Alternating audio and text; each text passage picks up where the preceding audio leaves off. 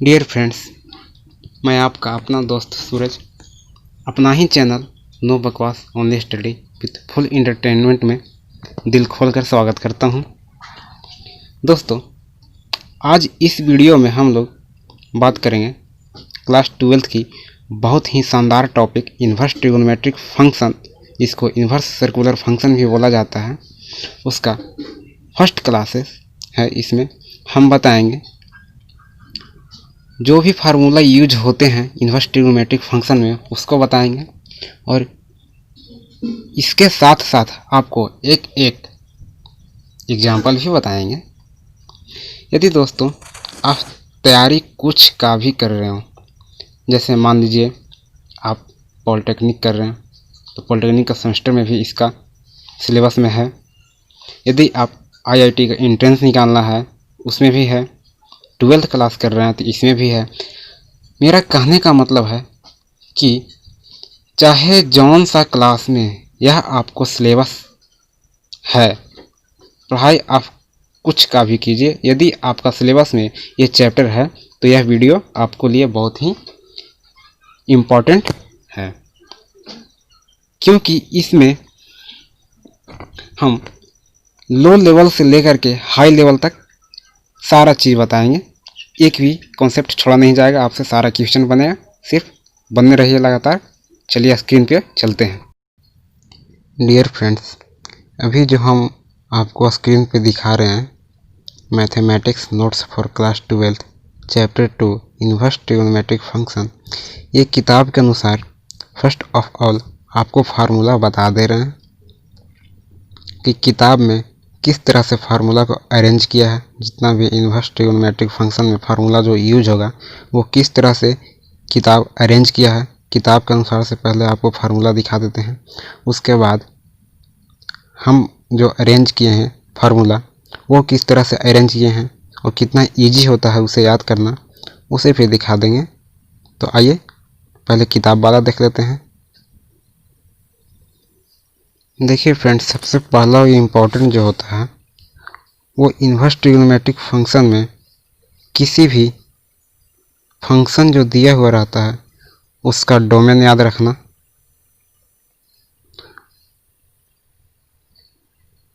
और उसी का रेंज याद रखना बहुत ज़रूरी होता है, क्योंकि इसी से हम लोगों को जो होता है वैल्यू वो ज्ञात किया जाता है। तो यहाँ पे आप देख सकते हैं कि साइन इन्वर्स एक्स आपको क्लियर एंड स्पष्ट दिख रहा होगा। इसका जो डोमेन होता है सब -1 से 1 के बीच में होता है, इसी के बीच में इसका वैल्यू आएगा जब भी निकालिएगा तो। और इसका जो रेंज जो एंगल का होता है वो -90 डिग्री से लेकर के +90 डिग्री के बीच में ही होता है। अगर +90 से ज़्यादा इसका रेंज नहीं होता है। ये रेंज स्पेशली प्रिंसिपल वैल्यू का निकालने के लिए ही दिया हुआ रहता है। उसी प्रकार से कॉस को आप देख रहे होंगे। कॉस का जो रेंज होता है, सबसे पहले डोमेन देखिए, इसका जो डोमेन होता है सब -1 से लेकर के +1 के बीच में होता है। सेम साइन इन्वर्स एक्स की भांति ही इसका डोमेन होता है। और इसका यदि रेंज देखते हैं तो 0 से लेकर के पाई के बीच सभी एंगल जो होगा तो कॉस इन्वर्स एक्स के रेंज के अंदर आएंगे। चलिए फ्रेंड्स, अब देखते हैं tan इन्वर्स एक्स। इसका जो डोमेन होता है से रियल नंबर होता है। रियल नंबर कहने का मतलब होता है -∞ से लेकर के +∞ के बीच के सारे नंबर इसके डोमेन होते हैं। और इसकी यदि रेंज की बात करें तो -π/2 से लेकर के π/2। यहाँ पे ध्यान दीजिएगा, ब्रैकेट दो प्रकार के होता है, इसको बोलते हैं क्लोज ब्रैकेट, इसको बोलते हैं ओपन ब्रैकेट। दोनों का मतलब समझाते हैं। पहले इसका पूरा सारणी बता देते हैं, उसके बाद देखिए कॉट इन्वर्स एक्स का भी जो डोमेन होता है वो tan इन्वर्स एक्स की भांति रियल नंबर होता है। -∞ से +∞ के बीच में सारे हो गए। और इसका जो रेंज होता है 0 से लेकर के पाई के बीच सभी संख्याएं, सभी एंगल होंगी, इसके रेंज के अंतर्गत आएगी।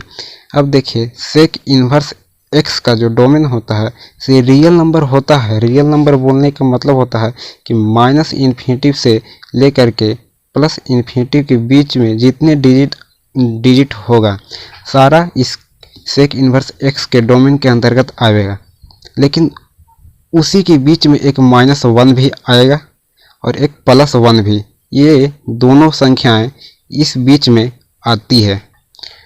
तो सेक इन्वर्स एक्स का जो डोमेन होता है उसमें ये -1 और +1 दो को हमें नहीं लेना है। दो को छोड़कर जितनी भी संख्याएं होती है सब सेक इन्वर्स एक्स के डोमेन के अंतर्गत आती है। यदि रेंज की बात करें इसको, तो 0 से लेकर के पाई के बीच में सभी एंगल इसके रेंज के अंतर्गत आएंगे।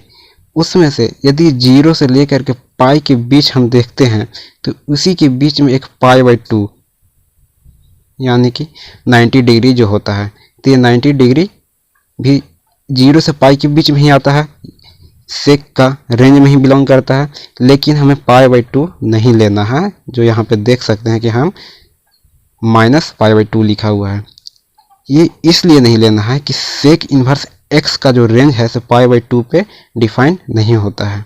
उसी प्रकार से कोसेक इन्वर्स एक्स का जो डोमेन होता है से रियल नंबर होता है, मतलब -∞ से लेकर के +∞ के बीच के सारी संख्याएं होगी, लेकिन -1 और +1 को नहीं लेना है, ये दोनों संख्याएं को नहीं लेना है।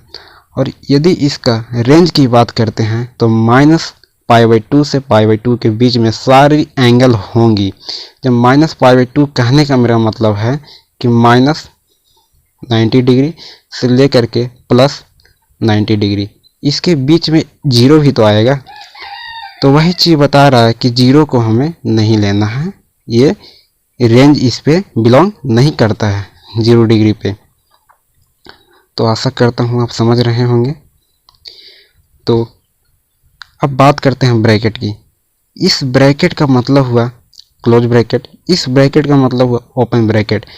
इस ब्रैकेट का जो मेन जो अर्थ होता है वो ये ब्रैकेट बोलता है कि यदि कोई भी संख्या आपका क्लोज ब्रैकेट के अंदर है तो उस संख्या को लेना रहता है। और ये जो ओपन ब्रैकेट है इसमें ये इस संख्या को लेना नहीं रहता है। आइए अब आपको एग्जांपल पर समझाते हैं। सबसे पहले इसी को एग्जांपल लेते हैं। -π/2 से लेकर के +π/2 के बीच में सारे एंगल साइन इन्वर्स एक्स के रेंज होंगे। इसमें आपका -π/2 भी हो जाएगा और +π/2 भी हो जाएगा। समझ गए? मतलब -π/2 और +π/2 दोनों को इंक्लूड करना है इसमें। और इसमें जब बात करते हैं तो इसमें नहीं, हाँ उसी में भी देख सकते हैं। ये जो है ये ओपन ब्रैकेट है, तो ओपन ब्रैकेट में -π/2 और +π/2 हमको इंक्लूड रेंज में नहीं करना है। ये दो को छोड़कर इसके बीच में जितना भी संख्याएं होंगे, संख्या यहाँ पर नहीं होगा, यहाँ पर एंगल होगा, जितना भी एंगल यहाँ पे होंगे इसके बीच में सारे को हम जोड़ेंगे। लेकिन ये जो दो संख्या हैं इसको नहीं लेना है, ये ब्रैकेट समझाती है। इसमें π/2 और -π/2 इंक्लूड होगा और इसमें ये ओपन ब्रैकेट में -π/2 और π/2 इंक्लूड नहीं होगा। आशा करता हूँ आप समझ गए होंगे। आपको एग्जाम में ऐसे जनरली साइन कॉस टेन तीन का ही रेंज ऑब्जेक्टिव में डायरेक्ट पूछा जाता है। इसका कभी कभी डोमेन भी ऑब्जेक्टिव में डायरेक्ट पूछा जाता है, लेकिन हमें ये तीन को छोड़ना नहीं है, रिस्क नहीं लेना है, इसको भी देखते चलना है। क्या गारंटी है कि यही आएगा, ये भी तो आ सकता है, इसलिए इसको भी देखते चलना है। रेंज और डोमेन को अपने ध्यान में रखिएगा, जो कि ऑब्जेक्टिव सोल्व करते समय आपको काम देगा। देखिए फ्रेंड्स, यहाँ पे जो सबसे अच्छी बात है कि जितना भी हम लोगों को फार्मूला पढ़ना है वो सारे फार्मूला बुक में प्रॉपर्टीज बाय प्रॉपर्टीज करके दिया हुआ है। कैसा फार्मूला का कैसा प्रॉपर्टीज है उसके अनुसार से बुक में दिया हुआ है। तो आपका जो properties of inverse trigonometric function जो होता है, ये अभी हम इस टाइम प्रॉपर्टीज 1 देखने जा रहे हैं। तो प्रॉपर्टीज 1 के अंतर्गत कौन कौन आते हैं देख लीजिए। प्रॉपर्टीज 1 के अंतर्गत आपको इतना फार्मूला आते हैं, इतना फार्मूला प्रॉपर्टीज 1 के अंतर्गत आता है। आप इसे चाहें तो स्क्रीनशॉट ले लें, नहीं तो हम अपना अरेंजमेंट भी बताएंगे कि हम किस प्रकार से अरेंज किए हैं। ये आप देख लीजिए, चाहे तो स्क्रीनशॉट ले लें। ये प्रॉपर्टीज में इतना फार्मूला आता है। आपको प्रॉपर्टी सेकंड में दिखाते हैं कितना फार्मूला कौन कौन आएगा। चलिए फ्रेंड दिखाते हैं आपको। प्रॉपर्टी सेकंड के अंतर्गत ये इतना फार्मूला आएगा। इसमें आप ध्यान से थोड़ा सा देख लीजिए या लिख लीजिए, ताकि जब हम अपना तरीका से बताएंगे तो समझ में आएगा कि हम कैसे अरेंज किए हैं, आसानी होती है याद करने में या नहीं। ठीक है फ्रेंड, प्रॉपर्टी 2 तो आप देख लिए। अब चलिए बढ़ते हैं प्रॉपर्टी 3 की ओर। प्रॉपर्टी 3 में क्या दिया हुआ है, प्रॉपर्टी 3 भी आप देख लिए होंगे। प्रॉपर्टी 3 में एक गलती है, ये देखिएगा, ये जो है ना, ये पाई में से नहीं, इसको पाई यहाँ पे नहीं रहना चाहिए था, ये पाई यहाँ पे नहीं होगा, minus cosec inverse x direct होता है। चलिए फ्रेंड्स, अब आपको प्रॉपर्टी नंबर 5 भी दिखा ही देते हैं। 5 देख लीजिए, चाहे तो लिख सकते हैं, कॉपी पेन लेकर के बैठा कीजिए। प्रॉपर्टी 5 देख लीजिए आप, यहाँ 4 देख लिए, 5 देख लीजिए, उसके बाद 6 में देख लीजिए। 6 में आपको जो जनरली जो याद करना हुआ हम लोग का रहता है, से ये मेन आपका हुआ, और एक ऊपर वाला, ये सब नीचे वाला पे ध्यान नहीं दीजिएगा, ये सब यूज होता है लेकिन हायर लेवल पे, उतना हम लोग का भी नहीं समझना है। ऊपर वाला का ध्यान देना है। यहाँ पे आपका ये फार्मूला हुआ और इसका भी ये सब पे ध्यान नहीं दीजिएगा, मतलब दिमाग बाउंस कर जाएगा अभी। ऊपर वाला सिर्फ ध्यान दीजिएगा, यही इम्पोर्टेंट होता है। ये बुक में ऐसा दिया हुआ है, आप चाहें तो स्क्रीनशॉट ले सकते हैं। प्रॉपर्टी 7 में आपको इस प्रकार से दिया हुआ है। इसमें भी आपको ये हुआ और इसका इम्पोर्टेंट मेन फार्मूला ये वाला हुआ, ये उतना यूज नहीं होता है। उसी प्रकार से इसमें भी ये यूज नहीं होता है, ये ऊपर वाला आपका मेन फार्मूला हुआ। देखिए फ्रेंड्स, प्रॉपर्टी नंबर 8 जो है वो भी देख लीजिए। इसमें भी वही कंडीशन है कि ऊपर वाला ही यूज होता है, ये सब उतना यूज नहीं होता है, नहीं करना है हम लोग का भी यूज, ऊपर वाला सिर्फ यूज करना है। इसका कंडीशन दिया हुआ रहता है, जितना भी फार्मूला ना सबका कंडीशन होता है, ऐसा कंडीशन पे अप्लाई होता है, लेकिन हम लोग जनरली सिर्फ ये ऊपर वाला ही अभी काम देगा। ठीक है, आप समझ रहे होंगे, नहीं तो मन होगा तो आप स्क्रीनशॉट लेके लिखिए इसको। प्रॉपर्टी नंबर 9 में आपको ये जितना भी फार्मूला दिख रहा है, ये फार्मूला यदि आप याद रखते हैं तो क्रिटिकल बहुत ज़्यादा हो जाएगा। इसे याद रखने की कोशिश कीजिएगा तो याद नहीं रख पाइएगा, इसलिए हम बोलेंगे कि इसको याद मत कीजिए। इसको जब क्वेश्चन करवाएंगे तो उसी वक्त डायरेक्ट निकालने के लिए बताएंगे कि ऐसा सिचुएशन रहेगा तो कैसा चेंज होगा। कभी कभी चेंज करने की ज़रूरत पड़ जाती है, क्वेश्चन में दिया हुआ है 10 में खोजता है कॉस में, तो चेंज करना पड़ता है। तो इसको आप जैसी आपकी इच्छा चाहे तो लिख सकते हैं स्क्रीनशॉट लेकर के। और प्रॉपर्टी 10 के अंतर्गत आपके ये फार्मूला आते हैं। इसमें भी वही बात है, जनरली जो यूज होने वाले हैं से ये वाला यूज नहीं होगा, ये यूज नहीं होगा, इतना बराबर ये यूज होता है, इतना बराबर ये यूज नहीं होगा, ऊपर वाला यूज होता है, और इतना बराबर ये ऊपर वाला यूज होता है, ये यूज नहीं होता है। ठीक है फ्रेंड्स, आशा करता हूँ आप समझ रहे होंगे। और एक लास्ट जो है आपको दिखा रहे हैं, प्रॉपर्टी नंबर ये वाला है। ये फार्मूला में जब आप आगे बढ़िएगा तो अधिकतर क्वेश्चन इसी पे बनेगा, इसके लिए ये नहीं होता है। ये सब अभी हम लोग ध्यान में नहीं रखेंगे। मान लीजिए जो फार्मूला होता है, इसका फार्मूला ये ऊपर वाला है, इसका फार्मूला ये ऊपर वाला है, और इसका ये ऊपर वाला है। ये बुक अरेंज किया है। और देखिए फ्रेंड्स, एक लास्ट थोड़ा सा और, ये जो क्वेश्चन इस पे भी बनता है, ये फार्मूला का आपको ये याद रखना, ऊपर वाला ये सब पे ध्यान नहीं दीजिएगा, माथा फैला जाएगा झूठ का। और एक इसके लिए ये यूज होता है। ये सब किताब का अरेंजमेंट है, आप चाहें तो लिख सकते हैं, वरना स्किप भी करके देख सकते हैं। ऐसे बोलेंगे कि स्किप नहीं कीजिए, कब आपको क्या बोल देंगे सीखने के लिए वो आपको खुद पता नहीं चलेगा। तो देखिए फ्रेंड्स, एक जो सबसे इम्पॉर्टेंट जो होता है, सो यहाँ पे देखिए ये फार्मूला इम्पॉर्टेंट फार्मूला है, इसको हम डीपली बताते हैं तुरंत वीडियो में। चलिए, ये था कुछ किताब का दिया हुआ जो हम आपको दिखा दिए। अब हम अपनी दिखाते हैं, हम अपना फार्मूला बताते हैं कि हम कैसे अरेंज किए हैं और कैसे उस पर एग्जाम्पल बताते हैं। तो चलिए बढ़ते हैं अब अगले अरेंजमेंट की तरफ। देखते रहिए आप। देखिए फ्रेंड्स, अभी इसी टाइम तुरंत मैंने आपको किताब के अनुसार से सारा फार्मूला दिखा दिए। भले ही उसमें आपको समझ में आए या ना आए, लेकिन यहाँ पे 100% गारंटी है कि आपको समझा कर ही चैन लूँगा। आप यहाँ देखिए, मेरे अनुसार प्रॉपर्टी नंबर जो 1 होता है, ये आपका प्रॉपर्टी नंबर 1 है। ये प्रॉपर्टी नंबर 1 के अंतर्गत हम जनरली इस फार्मूला को रखे हैं। इस फार्मूला में होता क्या है कि sine inverse sine theta is equal to theta होता है, cos inverse cos theta is equal to theta होता है। उसी प्रकार से tan inverse tan theta is equal to theta होता है, cosec inverse cosec theta is equal to theta होता है, cot inverse cot theta is equal to theta होता है, sec inverse sec theta is equal to theta के बराबर होता है। अब इसमें बात आती है कि इस प्रकार से फार्मूला है तो इसको क्वेश्चन कैसे पूछेगा वो देख लेते हैं थोड़ा। आइए अब आपको बताते हैं। सबसे पहला इसका जो क्वेश्चन का जो नेचर रहेगा, से आपको किस प्रकार से क्वेश्चन का नेचर रहेगा। आपका क्वेश्चन चाहे तो इस रूप में देगा या तो इस रूप में देगा, यानी कि दोनों का रूप लमसम सेम ही है। बोलेगा आपको find the value of following question, ये आपको क्वेश्चन लिखा हुआ रहेगा, find the value of following question. आपको 1 2 3 4 करके ये सब दिया हुआ रहेगा, इसका मान निकालना है। तो सबसे पहले अभी तुरंत हम प्रॉपर्टी नंबर 1 आपको ऊपर दिखाएं। यहाँ पे हम आपको ये प्रॉपर्टी जो दिखाए हैं, ये वाला, ये जो प्रॉपर्टी आपको हम दिखाएं, यही फार्मूला को यूज करेंगे वहाँ पे। तो आइए करते हैं।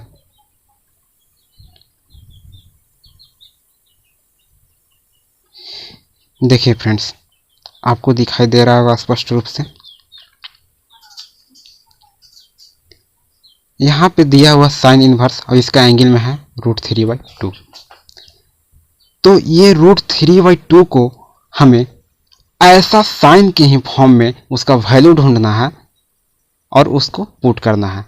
इसलिए हम बोल रहे हैं कि साइन के ही फॉर्म में ढूंढना है, क्योंकि अभी हम प्रॉपर्टी नंबर 1 में पढ़े कि sine inverse sine theta is equal to theta होता है। तो ये जो साइन इन्वर्स ये वाला है वो तो यहाँ पे आपको दिख रहा है। अब बच गया ये चीज़, तो इसको साइन थीटा के रूप में ही बदल कर हमें लिखना पड़ेगा। तो चलिए लिखते हैं, कैसे लिखते हैं वो देख लेते हैं थोड़ा। तो यहाँ देखिए, इसको अब हम हल करने से पहले ये जान लेते हैं कि ये √3/2 जो होता है, ये जो √3/2 जो है वो साइन का रेशियो में किस एंगल पे वैल्यू देता है। तो हम देखते हैं कि साइन जो है से 60 डिग्री का वैल्यू √3/2 होता है, जिसको रेडियन में यदि हम चेंज करते हैं तो π/3 होता है। साइन π/3 का वैल्यू √3/2 होता है। तो चलिए, अब देर किस बात की, यहाँ पे साइन इन्वर्स तो दिया हुआ है जिसको हम यहाँ लिख देंगे। अब जानते हैं कि √3/2 साइन में ही π/3 पे वैल्यू देता है। तो अब इस प्रकार से यहाँ पे प्रॉपर्टी 1 को यूज कीजिए, sine inverse sine theta is equal to theta, like this sine inverse sine π/3 is equal to π/3, क्योंकि यहाँ पे थीटा की जगह पर थीटा था, यहाँ पे थीटा की जगह पर π/3 है। इस प्रकार से π/3 आपका आंसर हो जाएगा। अगर अब बात करें टेन इन्वर्स √3, तो सबसे पहले हम प्रॉपर्टी नंबर 1 में पढ़ चुके हैं कि tan inverse tan theta is equal to theta होता है। तो ये फार्मूला आप प्रॉपर्टी नंबर 1 में पढ़ चुके हैं। तो यहाँ पे आप देखिए, अब हमें टेन इन्वर्स तो मिल चुका है, यहाँ पे क्वेश्चन में ही दिया हुआ है। अब बच गया √3। √3 को टेन का ही रेशियो में हमें वो एंगल खोजना है जिस पे उस टेन का वैल्यू √3 देगा। तो ये देखते हैं कि tan π/3 that means tan 60 degree is √3, यानी कि टेन 60 का मान 60 डिग्री का मान √3 होता है। तो यहाँ पे आप देखिए फ्रेंड्स, टेन इन्वर्स ये जो है ये तो जैसी कि तैसी यहाँ टेन इन्वर्स का यहाँ हम लिख दिए। अब ये √3 को टेन का ही फॉर्म में टेन π/3 दे दिए। अब ये फार्मूला को यूज करने में हमें कोई रोकेगा? बताइए आप, कोई रोकेगा जी? नहीं रोकेगा कोई। तो इसको पट से यूज करेंगे और π/3 आंसर यहाँ पे दे देंगे। इस प्रकार से फ्रेंड्स आप समझ चुके होंगे कि प्रॉपर्टी जो 1 का यूज कैसे होता है। यहाँ पे आपका 2 क्वेश्चन ही सिर्फ था, एक तो था साइन इन्वर्स के रूप में, दूसरा था टेन इन्वर्स के रूप में। हो सकता है आपको कॉस इन्वर्स के रूप में पूछे, हो सकता है कि tan तो पूछे, हम आपको क्वेश्चन दिखाई दिए, साइन भी दिखा दिए। हो सकता है कॉसेक के भी रूप में पूछे, कॉट के भी रूप में पूछे, कॉसेक के भी रूप में, या फिर सेक के भी रूप में, कुछ के भी रूप में पूछ सकता है। तो इसी प्रकार से सोल्व किया जाएगा। चलिए प्रॉपर्टी नंबर 2 की ओर बढ़ते हैं।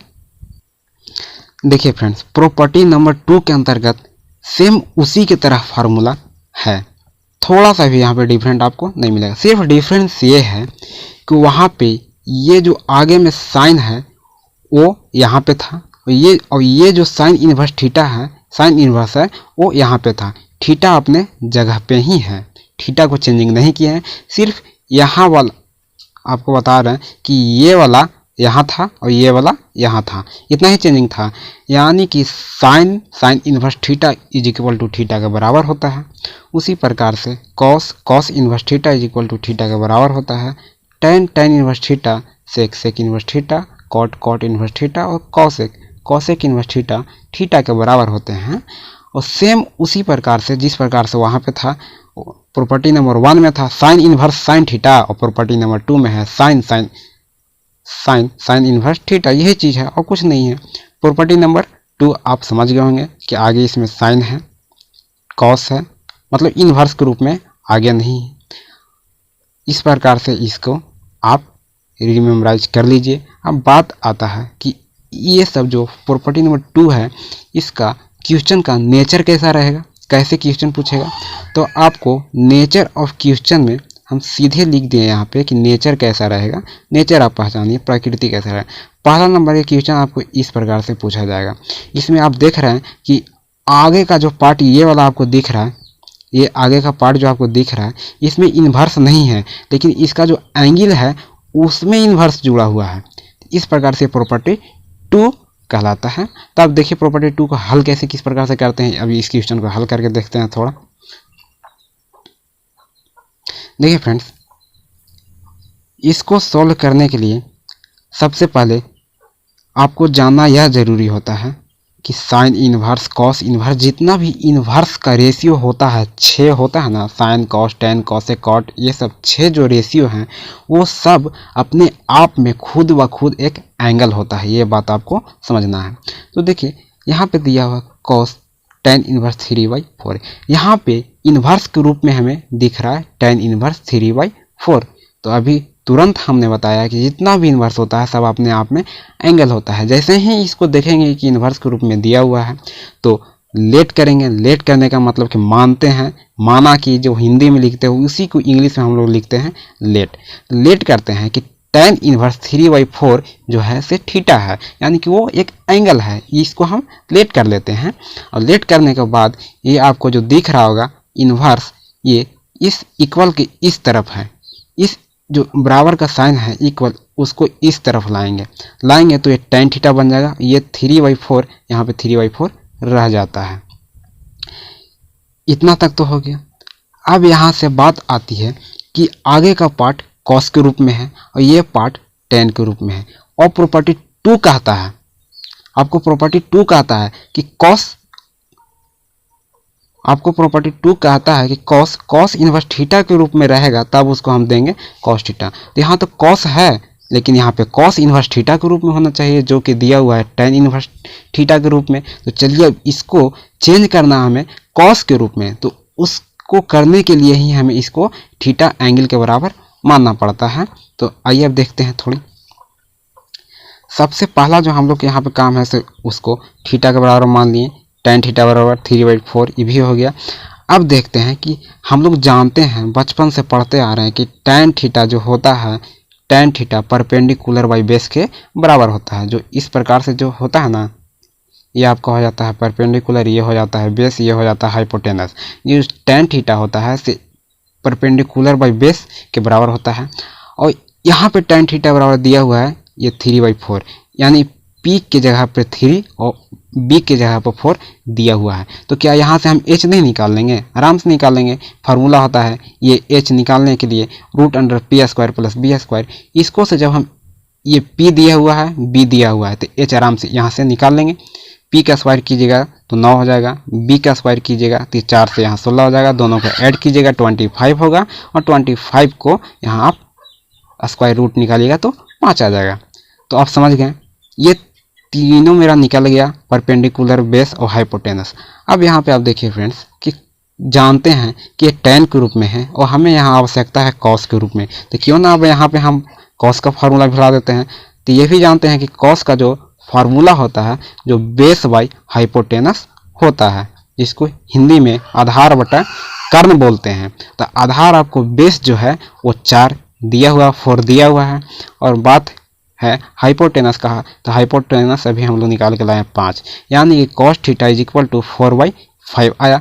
अब यहाँ से आपको cos थीटा आया है, तो यहाँ से सिर्फ हम थीटा फाइंड कीजिए, थीटा को यहाँ रहने देंगे, तो ये जो cos है तो इस इक्वल को राइट तरफ आके इन्वर्स के रूप में बन जाता है, ये आप समझ रहे होंगे।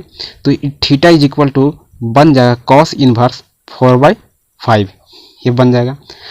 अब थोड़ी सी ध्यान दीजिएगा कि इसी को तो हम थीटा माने थे, tan इन्वर्स 3/4 यही तो एंगल था, तो इसी को तो थीटा माने थे हम, और यहाँ पे थीटा जो है तो cos इन्वर्स 4/5 के बराबर है, यानी कि tan इन्वर्स थीटा के बराबर है, और थीटा जो है से cos इन्वर्स 4/5 के बराबर है। तो इस प्रकार से हम आसानी से कह सकते हैं कि tan इन्वर्स 3/4 cos इन्वर्स 4/5 के बराबर होगा। तो यहाँ पे देखिए फ्रेंड्स, cos तो आपको आगे दिया हुआ था, इसको हमको cos के रूप में लिखना था, तो ये cos जो है इसको हम यहाँ पे cos लिख दिए, cos तो हम लिख दिए। अब बच गया tan इन्वर्स 3/4 को हम लिख सकते हैं ना cos इन्वर्स 4/5, तो लिख देते हैं cos इन्वर्स 4/5।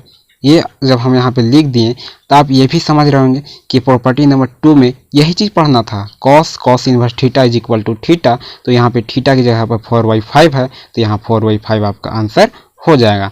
तो इस प्रकार से प्रॉपर्टी नंबर 2 भी खत्म हो गया। देखिए डियर फ्रेंड्स, आपका बात आती है प्रॉपर्टी नंबर 3 का। प्रॉपर्टी नंबर 3 में आपका जो रहता है ट्रिगोनोमेट्रिकल रेशियो जितना भी इन्वर्स में होते हैं 6, यही तीनों तो होते हैं, यही तीनों तो हैं। कभी साइन यूज होगा, कभी tan यूज होगा, कभी कॉसेक यूज होगा, तो कभी cos यूज होगा, कभी cot यूज होगा, कभी सेक यूज होगा, यही तो है। तो फ्रेंड्स कभी कभी हम लोग जब क्वेश्चन बनाते हैं तो उसमें सिचुएशन ऐसी आ जाती है कि आपको एंगल जो है सो कभी साइन में नेगेटिव आ जाएगा, तो कभी एंगल tan में नेगेटिव आ जाएगा, तो कभी एंगल कॉसेक में नेगेटिव आ जाएगा, तो वही कभी एंगल कॉस में, तो कभी कॉट में, तो कभी सेक में। ये नए एंगल जो है तो नेगेटिव आकर के हमें डिस्टर्ब करते हैं।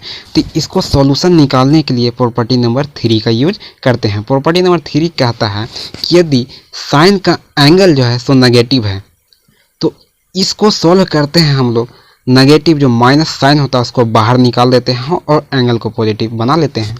उसी प्रकार से सेम प्रोसेस tan में है, एंगल नेगेटिव है तो माइनस को बाहर निकालेंगे और इसको पॉजिटिव बना देंगे।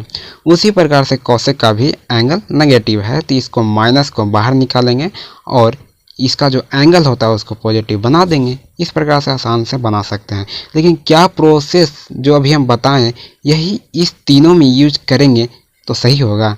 तो ऐसा कभी नहीं सही होगा, ये हमेशा आपको गलत हो जाएगा। ये जो माइनस जो एंगल होता है वो नेगेटिव को बाहर निकाल करके एंगल को पॉजिटिव सिर्फ साइन, tan और कॉसेक के लिए किया जाता है। बात आती है कॉस, कॉट और सेक की, तो इसके लिए सबसे पहले हमें पाई में से घटाया जाता है, उसके बाद एंगल को पॉजिटिव किया जाता है। यहाँ पे कॉट है, इसमें भी सेम प्रोसेस है, पाई में से हम घटाएंगे उसके बाद एंगल को पॉजिटिव करेंगे। यहाँ भी देखिए एंगल को घटाएंगे और उसके पाई में से घटाएंगे और उसके बाद सेक का जो एंगल यहाँ नेगेटिव था उसको यहाँ पॉजिटिव कर दिए। तो दोस्तों अब बात आती है कि भाई साहब आपने प्रॉपर्टी नंबर 3 तो हमें समझा दिया, पर ये नहीं समझाएं कि इसका क्वेश्चन जो पूछेगा उसका नेचर कैसा होगा। तो डरिए नहीं दोस्तों, ये भी बताएंगे इसका नेचर कैसा होगा। तो देखिए फ्रेंड्स, सबसे पहला इसका जो नेचर होता है तो 2 प्रकार से हम लोगों ने डिफाइन किया। एक नेचर तो होता है आपको tan के रूप में मिल जाएगा और साइन के रूप में हो जाएगा। तो चलिए इसको क्यों नहीं सॉल्व कर लिया जाए। पहला आपको जो नेचर होता है उसका डायरेक्ट हम सॉल्विंग बताते हैं। चलिए ठीक है, देखिए आपका रहेगा साइन इनवर्स -12, ये क्वेश्चन रहेगा। आपको क्वेश्चन में जो टाइटल जो हेडिंग लिखा था वो लिखा हुआ रहेगा find the value of following, और नीचे 1 2 3 4 5 6 डॉट डॉट डॉट करके ऐसे ही ये सब क्वेश्चन दिया हुआ रहेगा। तो वहाँ पे अब हमें ये देखना है कि एंगल नेगेटिव है और साइन के रूप में है। तो अभी हम बताएं कि sine inverse minus x is equal to minus sine inverse x होता है। तो ठीक इसी को अप्लाई करके हम इस चीज़ को अप्लाई कर देंगे यहाँ पे। चूँकि sine inverse minus x is equal to minus sine inverse X, इसीलिए sine inverse minus 1/2 is equal to minus को बाहर निकालेंगे और इस एंगल को पॉजिटिव कर देंगे, जो साइन इनवर्स 1/2 लिख दिए। अब दोस्तों यहाँ पे आप थोड़ी सी ध्यान दीजिएगा कि हमें माइनस को तो कोई दिक्कत ही नहीं है, साइन इनवर्स भी है। अब हमें ध्यान में आ रहा है कि sine inverse sine theta is equal to खाली थीटा होता है। तो यहाँ पे साइन इनवर्स भी दिख रहा है। अब यहाँ पे 1/2 दिया हुआ है, इसको हमें साइन थीटा के रूप में बनाना है। तो इसके लिए साइन का ही रेशियो में किस एंगल पे 1/2 वैल्यू होता है वो खोजेंगे। तो वो जाकर के मिलता है आपको sine π/6, that means sine 30 degree, यानी कि साइन 30 डिग्री का मान 1/2 होता है। साइन में ही इतना पे एंगल इसका एग्जिट करता है। तो क्यों नहीं साइन इनवर्स 1/2 जो आपका क्वेश्चन ये है, उसको हम साइन इनवर्स 1/2 को तो इतना लिख ही दिए थे, इसमें से ये जो माइनस होता है उसको तो बाहर निकाल दिए। साइन इनवर्स लिखा हुआ ये है, उसको भी साइन इनवर्स लिख दिए, और ये जो 1/2 था उसको क्यों ना हम पाई साइन π/6 लिख देंगे। तो इससे फ़ायदा ये होगा कि ये तो आपका क्वेश्चन है, इसी का वैल्यू पूछ रहा है, जो कि ये क्वेश्चन इसके बराबर हम लोग किसी प्रकार से अप्लाई करके कर दिए हैं। तो अब जानते हैं कि sine inverse theta is equal to theta. तो ये फार्मूला प्रॉपर्टी नंबर 1 में हम आपको बताएं। अब देखिए इतना का वैल्यू जब थीटा होता है तो यहाँ पे थीटा की जगह पे π/6 है, और आपका ये आगे में नेगेटिव है तो ये माइनस तो लिख देंगे, ये जो π/6 है वो π/6 लिख दिए। इस प्रकार से आपका इतना का वैल्यू यहाँ पे माइनस π/6 आंसर आप देगा। सेम उसी प्रकार से प्रोसेस tan के भी साथ में चलता है। जैसे tan का जो है एंगल नेगेटिव है तो डायरेक्ट फार्मूला भी हम पढ़ें, चूँकि tan inverse minus x is equal to minus tan inverse x. तो यहाँ पे tan इनवर्स -1 ये मेरा क्वेश्चन, उसी को सेम इस फार्मूला को यूज करते हुए माइनस tan इनवर्स 1 नहीं लिख देंगे। अब यहाँ पे जानते हैं हम लोग कि tan inverse tan theta is equal to theta formula होता है, प्रॉपर्टी नंबर 1 ये आपको बताएं। तो यहाँ पे माइनस जो था और tan इनवर्स 1 था, तो क्यों नहीं ये 1 का tan में हम वैसा एंगल खोजे जिस पे वैल्यू tan का 1 होगा।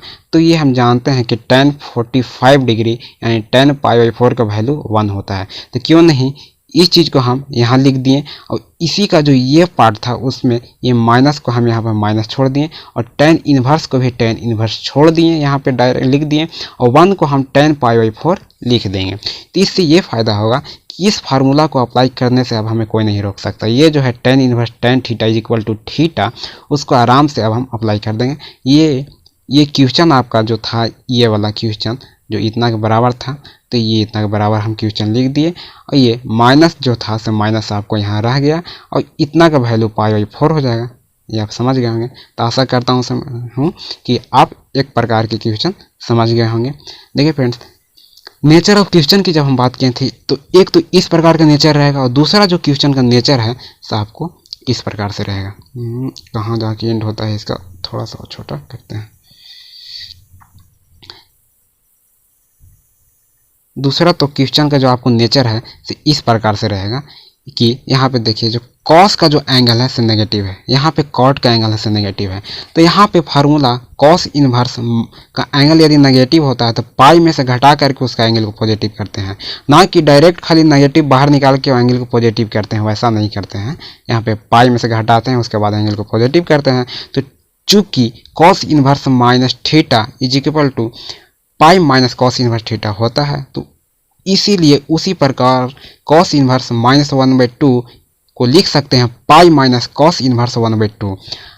अब हमें पाई और माइनस इसको भी नेगलेक्ट कीजिए, इसको ध्यान में नहीं रखिएगा, इसको नेगलेक्ट कीजिए और थोड़ी सी सोचिए आप कि cos inverse cos theta is equal to cos theta होता है, यानी cos inverse cos theta is equal to angle सिर्फ थीटा के बराबर होता है। तो यहाँ पे कॉस इनवर्स तो मेरा है ही, सिर्फ 1/2 को मुझे कॉस का ही रेशियो में ऐसा एंगल ढूंढना है जिसपे ये 1/2 वैल्यू होता है। तो cos π/3 that means cos 60 degree का वैल्यू 1/2 होता है। तो क्यों नहीं हम अब इसी चीज़ को यहाँ पे ऐसे लिख सकते हैं। ये चीज़ तो पूरा पार्ट हम यहाँ लिख दिए। अब बात है इस पार्ट को, तो इस पार्ट को हम यहाँ पाई लिख दिए, ये वाला पार्ट, ये माइनस भी यहाँ पे लिख दिए और cos इन्वर्स भी आपको हम यहाँ लिख दिए। अब 1/2 को सिर्फ cos π/3 लिख देंगे। अब यहाँ से ये पाई तो हम यहाँ पाई रहने देंगे, माइनस भी यहाँ पे हम रहने देंगे और है ये cos inverse cos theta equal to theta, यहाँ पे थीटा है π/3 इसलिए यहाँ पे थीटा π/3 हो जाएगा। अब इसको जब एलसीएम लीजिएगा तो ये 3 पाई में से 1 पाई जब जाएगा तो बच जाएगा 2 π/3, ये जो आपको राइट आंसर हो जाएगा, यही आंसर होगा। उसी प्रकार से कॉट में भी यहाँ था कि एंगल नेगेटिव था तो पाई में से घटा करके इसका एंगल पॉजिटिव किए और इतना इज इक्वल टू इतना हम लिख सकते हैं क्वेश्चन को। इस क्वेश्चन को इस फार्मूले के रूप में यहाँ पे हम आराम से लिख सकते हैं। जब इतना लिख देंगे तो ये पाई तो आपको रहेगा, माइनस भी रहेगा और कॉट इनवर्स √3 है तो √3 को कॉट के ही रूप में हम किस एंगल पर वैल्यू देगा वो देखेंगे। तो कॉट π/6 यानी कॉट 30 डिग्री जो है सो √3 हमें देता है। तो क्यों नहीं इस चीज़ को हम यहाँ पे लिख देंगे, इस चीज़ को जैसे कि तैसे हम यहाँ लिख देंगे और बच गया ये पार्ट को अब हमें एडजस्ट करना है। तो ये पाई जो है पाई को पाई लिख दिए, ये नेगेटिव को नेगेटिव हम यहाँ लिख दिए और कॉट इन्वर्स को कॉट इन्वर्स लिख दिए और √3 को कॉट π/6 लिख दिए। इस प्रकार से हमें सलूहियत ये होगी कि ये तो ये पार्ट उतार दिए हम यहाँ पे, अब ये पाई के पाई भी रहने दीजिए और फार्मूला हम पढ़े हैं प्रॉपर्टी नंबर 1 में cot inverse cot theta is equal to theta, यहाँ पे थीटा π/6 होगा तो इसको जब एलसीएम लेके हल कीजिएगा तो 5 π/6 होगा। इस प्रकार से आपको ये क्वेश्चन भी समझ में आया होगा और यहाँ पे हम आपको बता चुके हैं प्रॉपर्टी नंबर 3। प्रॉपर्टी नंबर 3 तक तो आप समझ गए हैं। बात आती है प्रॉपर्टी नंबर 4, इसमें कैसा रहता है। तो यहाँ पे जो होता है प्रॉपर्टी नंबर 4 आपको बताता है कि साइन इनवर्स x जो होता है उसको हम यदि इसी का उल्टा दूसरा फॉर्म में लिखना चाहेंगे तो cos इनवर्स 1/x लिख सकते हैं। यदि cos इनवर्स x है तो साइन के रूप में लिखना चाहेंगे तो साइन इनवर्स 1/x लिख सकते हैं। जैसे यहाँ पे tan इनवर्स x है और इसको हम cot में लिखना चाहेंगे तो cot इनवर्स 1/x लिखाएगा। यहाँ पे cot इनवर्स x है, इसको tan में लिखना चाहेंगे तो tan इनवर्स 1/x लिखाता है। सेक इनवर्स x है, इसको यदि हम cos में लिखना चाहेंगे तो cos इनवर्स 1/x लिखाता है। यहाँ पे cos इनवर्स x है, इसको सेक में लिखना चाहेंगे तो सेक इनवर्स 1/x लिख सकते हैं। इसका जो क्वेश्चन का नेचर होता है किस प्रकार से रहेगा वो थोड़ी सी समझ लेते हैं। तो देखिए फ्रेंड, सबसे पहला जो इसका क्वेश्चन का नेचर होता है से आपको इस प्रकार से दिखेगा। साइन एक तो रहेगा, ये साइन है और इसी का उल्टा कॉसेक रहेगा। तो हम जानते हैं कि sine inverse theta is equal to theta होता है। तो क्यों नहीं कॉसेक को हमको साइन में चेंज कर दें। तो कैसे चेंज करें, तो एज बी नो डेट, जैसा कि हम लोग जानते हैं sine inverse theta is equal to theta होता है। यहाँ पे मेरा साइन जो है से दिखाई दे रहा था, क्यों उसको लिख देंगे और कॉसेक इनवर्स 5 को हम साइन के रूप में साइन इनवर्स 1/5 लिख सकते हैं, आराम से लिख सकते हैं। तब यहाँ यूज हो जाएगा sine inverse theta is equal to theta, यानी कि 1/5 आपका राइट आंसर हो जाएगा। यहाँ पे आप देख सकते हैं कि दिया हुआ tan और यहाँ पे है कॉट और हम पढ़े हैं कि tan inverse theta is equal to theta और यहाँ है tan, यहाँ है कॉट। तो कॉट को क्यों नहीं हम tan में चेंज कर दें। As we know that tan inverse theta is equal to theta, यहाँ पे रूप हमें tan इनवर्स थीटा के रूप में नहीं दिख रहा है तो ये tan को तो हम छोड़ देंगे और क्यों नहीं कॉट को tan में चेंज करें। जब कॉट को tan में चेंज करेंगे तो 1/x करेंगे, x के जगह पे यहाँ पे √10 है यानी कि 1/√10 हो जाएगा। यानी कि tan इनवर्स थीटा की जगह पे यहाँ पे आपका 1/√10 है तो 1/√10 को tan इनवर्स थीटा की जगह हम 1/√10 आंसर लिख सकते हैं। और दूसरी बात है फ्रेंड्स कि यदि इसका क्वेश्चन का जो नेचर रहता है एक आपको इस प्रकार से भी दिखेगा इसका क्वेश्चन कि ये जो है क्वेश्चन इसमें है tan इनवर्स x है और यहाँ पे cot इनवर्स y है, ठीक है। अब इसमें एक फार्मूला होता है tan inverse x plus tan inverse y is equal to tan inverse x plus y 1 minus xy, जो आपको अगला प्रॉपर्टी में हम बताएंगे। यहाँ पे देखें एक तो tan है एक है cot, क्या कभी फार्मूला यहाँ पे सेट करेगा, वो नहीं करेगा। तो क्यों नहीं ये जो cot है इसको हम tan में चेंज कर देंगे। tan में चेंज करने के लिए इसको हम लिख देंगे tan इनवर्स 1/y। अब यहाँ भी tan का फॉर्म है, यहाँ भी tan का फॉर्म है, आराम से फार्मूला अप्लाई कर लेंगे। यानी कि फार्मूला के रूप में सेटिंग करने के लिए क्वेश्चन को हमें इस फार्मूले की आवश्यकता पड़ता है। आशा करता हूँ आप समझ गए होंगे। चलिए अब अगला प्रॉपर्टीज की ओर बढ़ते हैं। देखिए फ्रेंड्स, आपका जो अगला प्रॉपर्टीज है सो बताता है, ये बहुत इम्पॉर्टेंट ऑब्जेक्टिव ऑफ व्यू से ये क्वेश्चन होता है। ये बताता है कि sine inverse x plus cos inverse x का जो वैल्यू होता है से हमेशा π/2 के बराबर होता है। Tan inverse x plus cot inverse x का जो वैल्यू होता है से हमेशा π/2 के बराबर होता है। उसी प्रकार से sec inverse x plus cosec inverse x का वैल्यू हमेशा π/2 के बराबर होता है। अब ये हम प्रॉपर्टी तो जान गए, अब हमें जानना ये है कि भाई इससे क्वेश्चन पूछेगा कैसे। तो जान लेते हैं इसका नेचर कैसा होता है। आपको दिया हुआ रहेगा, आगे में कोई कुछ भी रह सकता है। यहाँ पे टेन है, टेन कॉट सेक कॉसेक कुछ भी आपको हो सकता है।